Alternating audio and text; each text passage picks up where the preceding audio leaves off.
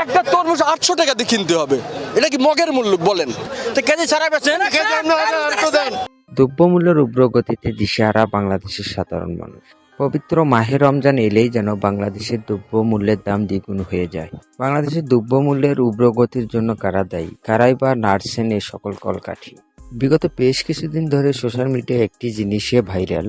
তরমুজ নিয়ে এখন পর্যন্ত ভুক্ত অধিদপ্তর থেকে বিভিন্ন পদক্ষেপ নিলেও একটি টাকাও কমেনি তরমুজের দাম। বর্তমান বাজারে কেজি প্রতি বিক্রি হচ্ছে তরমুজ। 1 কেজি তরমুজ কিনতে সাধারণ মানুষের খরচা হচ্ছে 80 থেকে 90 টাকা। মূলত একটা বড় তরমুজ কিনতে গেলে প্রায় 1000 টাকা খরচা হচ্ছে সাধারণ মানুষের। এখানে কিনা একজন সাধারণ দিনমজুর সারাদিন কর্ম করে পায় 500 থেকে 600 টাকা। সেক্ষেত্রে একটি তরমুজের দাম 1000 টাকা হলে কিভাবে কিনবে সাধারণ মানুষ? ভুক্ত অধিদপ্তরে বিভিন্ন জায়গায় ধরপাকলের পর কিছুটা কমতে শুরু করেছে তরমুজের দাম। বর্তমান বাজারে কেজি প্রতি তরমুজ বিক্রি হচ্ছে 60 থেকে 70 টাকায়।